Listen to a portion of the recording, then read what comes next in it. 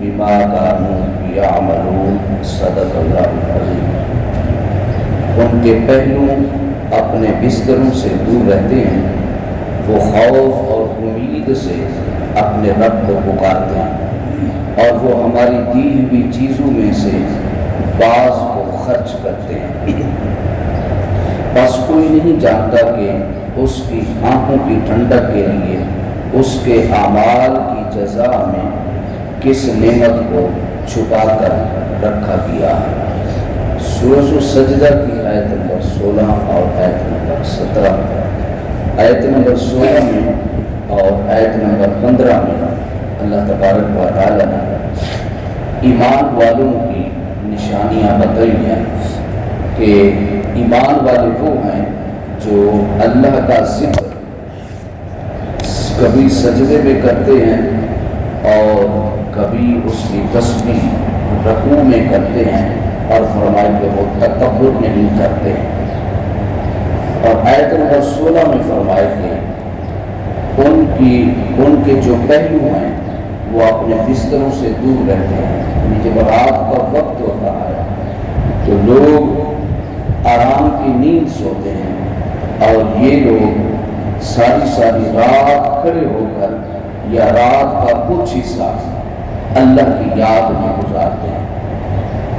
اور اس سے مراد صحابہ کرام رضی اللہ عنہم اجمعین نے اس کے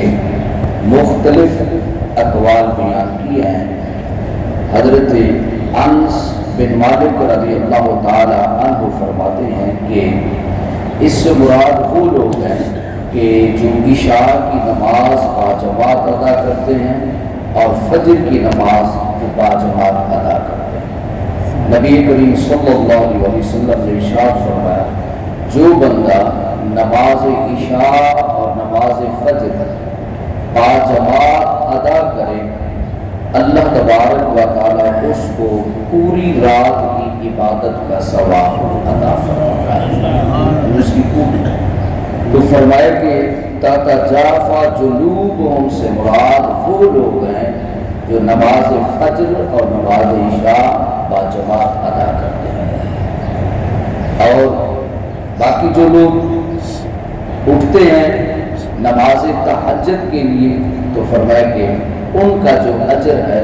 اللہ تبارک و تعالیٰ ان کو اور زیادہ عطا فرمائے۔ لیکن اگر کوئی شخص رات کا کچھ حصہ نہیں اٹھ سکتا لیکن نماز فجر اور نماز عشاء باجماعت ادا کر لیتا ہے تو اللہ تبارک و تعالیٰ اس کو پوری رات کی عبادت کا ثواب عطا فرما دیتا ہے۔ اور پھر فرمایا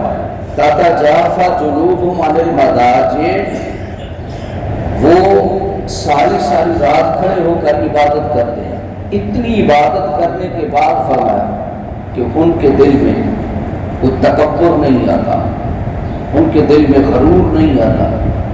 وہ اس بات پر اتراتے نہیں ہیں، تکبر نہیں کرتے کہ ہم ساری رات اللہ کی عبادت کرتے رہے، بلکہ فرمایا ان کی کیفیت کیا ہوتی ہے،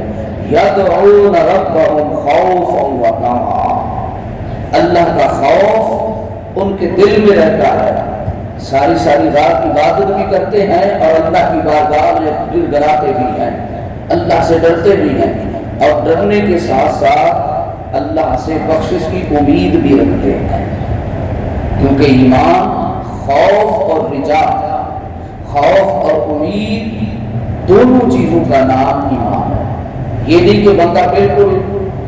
کرے بھی کچھ نہ اور اس امید پر بیٹھا رہے کہ بس میں جنت میں چلا جاؤں گا، نہیں، اور یہ بھی نہیں ہے کہ بندہ بس ڈرتا ہی رہے اور ڈرنے کے ساتھ ساتھ اللہ کی بارگاہ میں امید نہ رکھتا ہو، بلکہ خوف اور امید دونوں چیزیں اس کے اندر ہوتی ہیں۔ پھر فرمایا وَمِمَّا رَزَقْنَاهُمْ يُنْفِقُونَ، اور فرمایا پھر ایمان والوں کی اور نشانی یہ ہے کہ وہ ہماری دی ہوئی چیزوں میں سے بعض کو ہمارے راستے پر خرچ کرتے ہیں، وہ اپنے ہاتھ کو روکتے نہیں ہیں، بلکہ اللہ کی بارگاہ میں جتنا بھی ان سے ہوتا رہتا ہے وہ اللہ کی بارگاہ میں صدقہ اور خیرات کرتے رہتے ہیں۔ وَمِمَّا رَزَقْنَاهُمْ يُنْفِقُونَ، اور قرآن مجید بہار رشید میں جہاں پر بھی اللہ نے خرچ کرنے کا فرمایا ایک عجیب اور لطیف نقطہ بنا دیا، فرمایا کہ ہمارے دیے ہوئے میں سے خرچ کرتے ہیں، یعنی اے بندے جب تو میری بارگاہ میں خرچ کر رہا ہو تو تیرے دل میں یہ تصور نہ آئے کہ یہ تو میرا مال ہے، میں اللہ کے راستے پہ خرچ کر رہا ہوں۔ فرمایا قطع نہیں ہے میرے بندے، تیرے پاس جو مال ہے وہ بھی میرا عطا کرتا ہوا مال ہے، یہ تیرا مال نہیں ہے، اس میں تیرا کوئی کمال نہیں ہے۔ اگر تیری تجوریاں بھری ہوئی ہیں، تیرے بینک بھرے ہوئے ہیں، تیری اگر جیبیں بھری ہوئی ہیں، تو میرے بندے اس میں تیرا کوئی کمال نہیں ہے، یہ جو تجھے جتنا بھی مل رہا ہے یہ میری وجہ سے تمہیں ملا، میں نے تمہیں دیا۔ اور پھر فرمایا جب میں نے تمہیں دیا ہے، اس کی مثال علماء یہ فرماتے ہیں،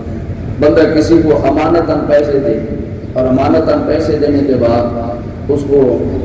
دوسرے دن کہے کہ یار میں نے تمہیں جو پیسے دیے تھے اس میرے پیسے سے تم نے اتنے پیسے خرچ کر دیے۔ اب وہ بندہ کہے جی میں نہیں خرچ کرتا، وہ کہے گا یہ تو میرے ہیں، میں تمہیں کہہ رہا ہوں۔ اسی طرح اللہ تبارک و تعالیٰ فرماتا ہے میرے بندے تیرے پاس جتنا مال ہے میں نے تمہیں دیا، میں تمہیں کہہ رہا ہوں میرے راستے پہ خرچ کر دو۔ جب ہے میرا میں کہہ رہا ہوں تو نہیں خرچ کرتا، تیرا تو ہے نہیں۔ وَمِمَّا رَزَقْنَاهُمْ يُنْفِقُونَ، اور فرمایا کہ ہم نے اس کو جو بھی مال دیا ہے وہ اس کو ہمارے راستے پر خرچ کرتے ہیں۔ اب یہ ساری اہل ایمان کی نشانیاں بتانے کے بعد فرمایا ان میں یہ ان کی پہچان ہے،